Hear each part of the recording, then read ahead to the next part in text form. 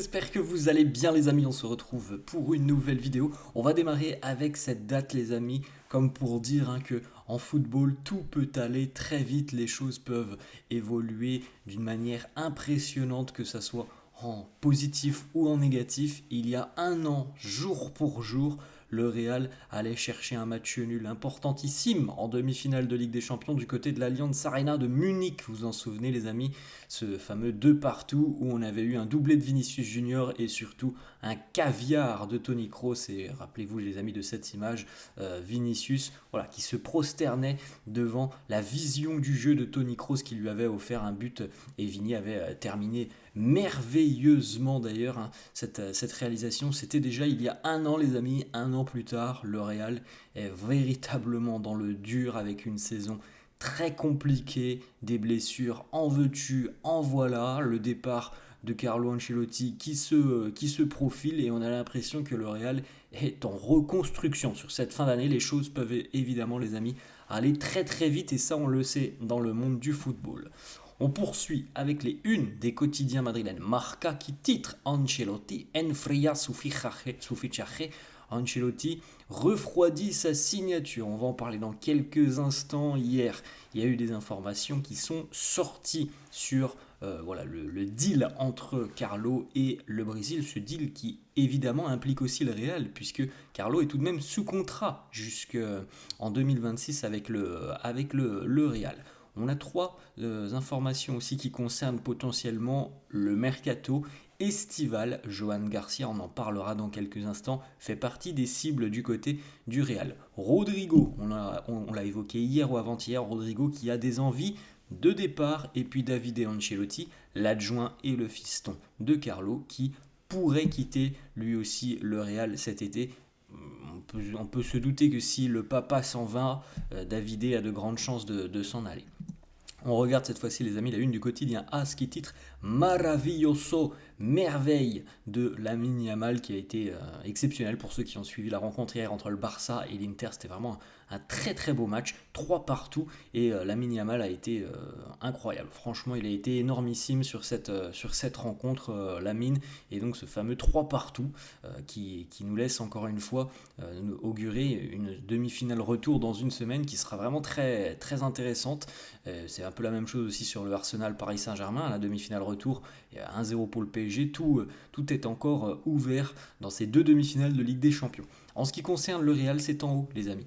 Un Madrid sin defensa, on en a parlé hier, c'est une hécatombe encore une fois dans l'arrière-garde pour le Real. Les blessures s'enchaînent, s'accumulent et ça en devient presque ironique les amis parce qu'on se dit mais comment c'est possible d'avoir autant de problèmes physiques et qui en général sont des problèmes qui sont assez sérieux. C'est pas un match ou deux d'absence, non, toute la saison ça a été comme ça pour le Real.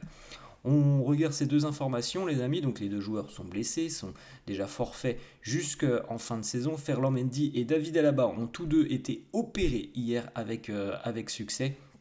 Donc maintenant, ils vont déjà démarrer leur processus évidemment de récupération pour revenir d'ici peut-être à peu près 2 mois et demi. On verra bien quelle sera la date du retour pour les deux joueurs.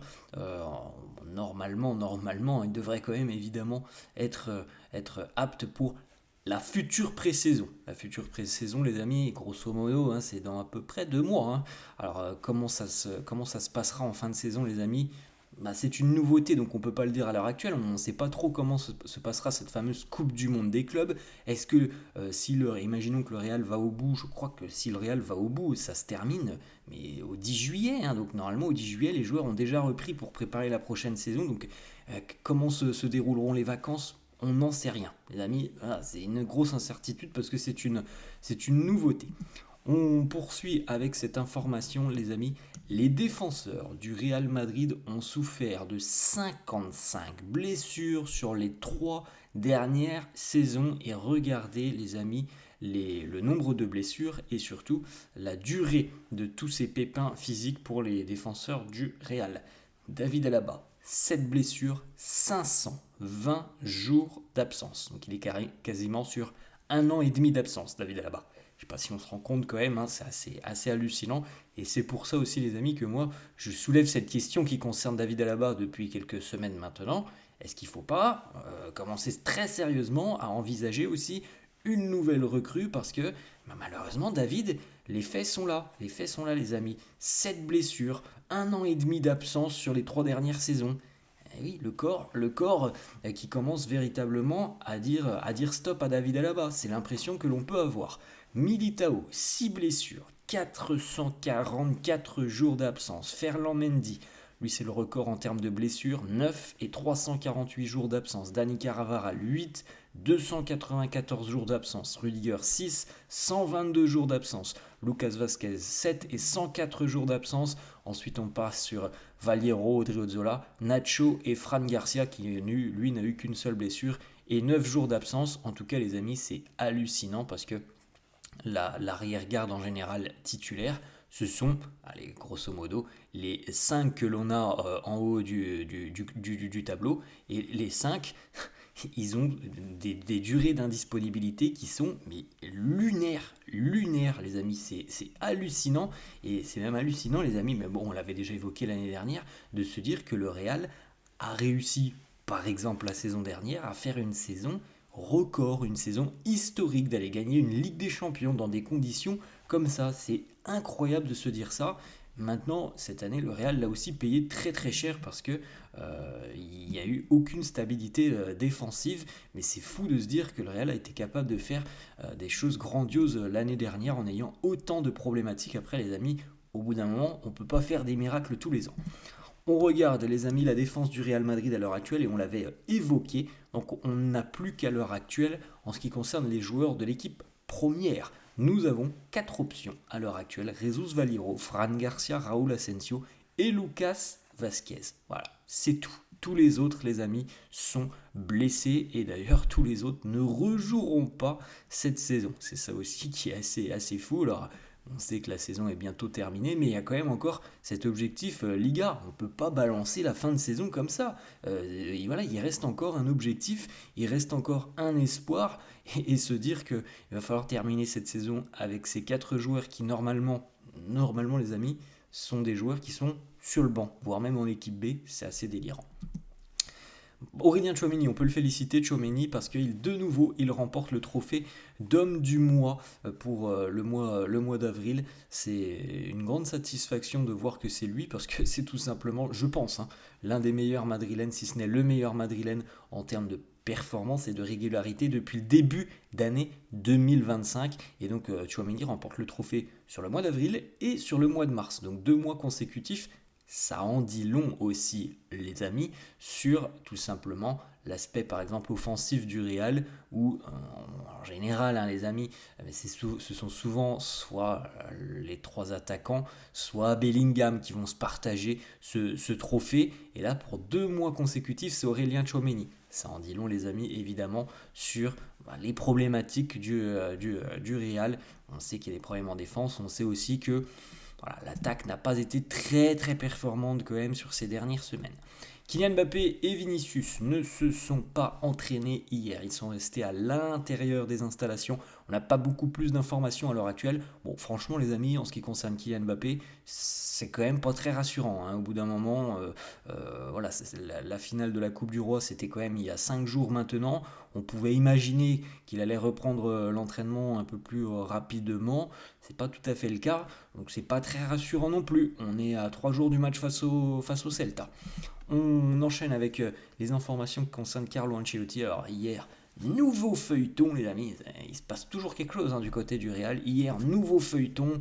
Plusieurs médias annoncent que Carlo et le Brésil, c'est fini. Il ne rejoindra pas la sélection parce qu'il y a des problèmes avec le Real. Bref, voilà, du côté du Real, on dit tout simplement que le club n'a jamais bloqué le départ de Carlo avant la Coupe du Monde des clubs. Mais on a averti Carlo que s'il quittait le club avant le début de la compétition, il n'aurait pas les 11 millions d'euros de sa dernière année de contrat. Et selon plusieurs médias, c'est ça qui a bloqué. Carlo, visiblement, a dit « Bah non, je ne pars pas dans des conditions comme ça. » Donc moi, personnellement, les amis, j'ai beaucoup de mal à imaginer que ça se soit passé comme ça, que ça soit passé de cette manière. En tout cas, le Real aurait fait passer le message à Carlo. Si tu pars, pardon, avant la fin, avant le début, pardon, de la Coupe du Monde des clubs, tu peux t'asseoir sur les 11 millions d'euros de la fin de ton contrat. J'ai du mal à penser que le Real a agi de la sorte et j'ai du mal à penser aussi que Carlo veuille à tout prix récupérer ces 11 millions d'euros. Alors je sais que c'est une somme énorme, mais j'ai du mal à imaginer que la donne soit ainsi entre Carlo et Florentino, qui sont deux hommes quand même très respectables d'un certain âge et qui s'apprécient énormément. Voilà, j'ai des doutes par rapport à ces informations, mais en tout cas hier beaucoup de médias ont annoncé que Carlo et le Brésil c'était terminé, qu'il ne partirait pas du côté du Brésil. Bon les amis, tranquille, tranquille. Voilà. Après à peine 24 heures, beaucoup de médias ont annoncé que le deal entre Carlo et le Brésil était relancé parce qu'on était en train toujours de discuter aussi avec le Real. D'ailleurs, une petite information, si jamais les amis, ça ne se fait pas avec le Brésil pour Ancelotti, il a d'autres options devant lui, notamment en Arabie Saoudite. Le club d'Al Hilal est prêt à lui proposer 50 millions d'euros annuels. Et sinon, il pourrait même, selon Marca, j'y crois pas trop les amis, il pourrait même rester au Real Madrid, mais dans un rôle autre que celui d'entraîneur. Personnellement, je n'y crois absolument pas. On poursuit avec une autre information de Marca. Malgré tous les dramas qui sont sortis hier, Carlo ne devrait pas être l'entraîneur du Real lors de la Coupe du Monde des clubs. Si Xabi Alonso décide de ne pas prendre en main le Real pour la compétition, ça sera Solari ou Raoul. Bref, les amis, on a eu une journée particulière hier. Les choses n'ont absolument pas changé au final depuis quelques jours et depuis les informations dont on a déjà parlé, c'est-à-dire que Carlo va terminer les 5 matchs de Liga et puis fera ses valises pour aller certainement du côté du Brésil. On ne peut pas l'affirmer, mais ça sera certainement du côté du Brésil. Et donc, normalement, on devrait avoir Solari sur le banc et Xabi Alonso qui arrivera. Voilà, il s'est passé des choses hier. Je ne sais pas comment se terminera l'histoire de l'année de salaire, de la dernière année de contrat de Carlo Ancelotti, ça j'en sais rien. Mais en tout cas, tout le monde semble unanime pour dire que Carlo ne sera pas sur le banc du Real pour la Coupe du Monde des clubs. Ensuite, les amis, petite page Mercato. Le Real, très intéressé par le portier de l'Espagnol Barcelone, Joan Garcia, qui est d'ailleurs le recordman du nombre d'arrêts en Liga cette saison. C'est lui le numéro 1. C'est un très bon gardien, Joan Garcia, sur sa ligne. Je pense qu'il a les capacités pour aller voir un petit peu plus haut. Alors évidemment, les amis, on peut penser que c'est pas forcément pour concurrencer Thibaut Courtois, c'est plutôt à l'heure actuelle pour pallier à un éventuel départ d'Andriy Lounine. On a vu, il y a des discussions, il y a Galatasaray qui est sur le dossier, il y a d'autres clubs aussi qui seraient intéressés. Donc ça serait plutôt quand même pour devenir le remplaçant de Andriy Lounine et peut-être à terme, j'en sais rien, d'ici quelques années, s'imposer en tant que numéro 1. Ça, c'est un autre débat parce que pour le moment, je pense que Thibaut Courtois, il est bien ancré à son poste de numéro 1. Petite information d'ailleurs, Joan Garcia n'a que 23 ans, donc c'est peut-être aussi un pari sur l'avenir et l'après-Courtois, mais l'après-Courtois, les amis, ça peut durer encore parce qu'un gardien, ça peut aller jusqu'à peut-être 37, 38 ans. Donc, c'est pas pour maintenant. Et la clause de libératoire de Joan Garcia est à 25 millions d'euros. Autre information du quotidien AS, je vous le dis tout de suite, je n'y crois absolument pas. Le Real serait aussi entré dans la course pour signer Jonathan Tah. Alors, pourtant, les amis, on peut se dire. Xabi Alonso est du Bayer Leverkusen, vient de Leverkusen. Jonathan Tah évolue à Leverkusen. Peut-être qu'il a envie de suivre son entraîneur. Peut-être que Xabi Alonso a déjà discuté avec Jonathan Tah en lui disant viens avec moi du côté de Madrid. Alors qu'on sait, les amis, que l'équipe qui était la plus intéressée, c'était le Barça. Depuis déjà presque 4 mois, le Barça essaye de signer Jonathan Tah. Jonathan Tah a déjà annoncé qu'il allait quitter Leverkusen. Mais personnellement, je n'y crois absolument pas. Je pense sincèrement que le Real va aller chercher un profil beaucoup plus jeune que celui de Jonathan Tah. C'est mon avis, je peux me tromper. Il y a quand même un avantage à aller chercher Jonathan Tah, même si moi j'y crois pas, c'est qu'il est gratuit, contrairement à un William Saliba ou un Dean Huijsen par exemple.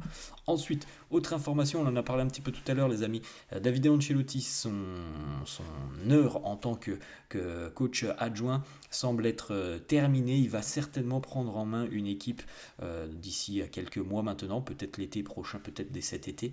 Et normalement il devrait prendre une équipe dans les 5 grands championnats. Alors on ne sait pas quelle équipe pour le moment, mais il y a de grandes chances que Davide fasse aussi ses valises lorsque son papa va quitter le Real. Ensuite les amis, on va terminer, on a 2-3 petites informations sur Rodrigo. Alors premièrement, Rodrigo pense tout simplement qu'il n'a pas l'appréciation qu'il mérite du côté du Real Madrid. Il pense que tout est focalisé sur Mbappé, Vini et Bellingham, mais jamais sur lui. Bon, on ne peut pas donner tort à Rodrigo là-dessus. Rodrigo pense aussi tout simplement que sa place dans cette équipe du Real Madrid et que la dynamique offensive, qui est plutôt une dynamique de joueurs individualistes, et que lui, il est plutôt orienté sur une logique collective, et bien pour Rodrigo, tout ça ne matche plus. C'est une des raisons qui fait que Rodrigo envisage très sérieusement de quitter le Real Madrid, le manque de considération, les excès d'individualisme offensif, parce que c'est une vérité quand même les amis. Alors Bellingham pas trop, mais quand on parle de Vini et Mbappé, ce sont des joueurs qui quand même ont plutôt, ils sont plutôt portés sur leur performance. Alors évidemment que oui, ils font du boulot sur l'aspect défensif, sinon tu gagnes pas la Ligue des Champions comme l'année dernière. Mais Rodrigo, lui, a quand même, je pense, hein, beaucoup plus cette logique collective avant de penser à sa propre personne. Et il y a toujours ce manque de considération envers Rodrigo par rapport aux autres. Tout ça fait que Rodrigo aurait des envies d'ailleurs. Selon Marca, il n'y a qu'une seule option pour que Rodrigo, tout simplement, continue du côté de Madrid. C'est qu'il y ait une discussion avec le nouvel entraîneur, potentiellement Xabi Alonso, et justement que Xabi Alonso lui demande de rester. Ça serait la seule option selon Marca. Attention les amis, parce que là on a l'impression que selon Marca, Rodrigo il est déjà parti. Il a fait sa demande, il va trouver un autre club. Je ne suis pas sûr que ça soit aussi simple que cela, les amis. Mais en tout cas, on peut évidemment comprendre qu'il y a certainement un mal-être entre guillemets pour Rodrigo, parce qu'il y a ce manque de considération, parce qu'il y a ses coéquipiers autour de lui, parce qu'il y a ce rôle un peu ingrat, il est un peu trimballé en attaque, il n'est pas toujours titulaire, donc on peut comprendre qu'il se pose des questions, mais Marca là il est déjà en train de nous dire c'est fini, il ne sera plus au Real entre guillemets. Voilà, je ne suis pas sûr que ça soit aussi rapide que ça. Voilà les amis, la fin de cette vidéo, j'espère que ça vous a plu, n'hésitez pas comme d'habitude à lâcher un petit pouce bleu, merci à tous ceux qui le feront, je vous souhaite une très bonne journée les amis, et je vous dis à la prochaine, ciao.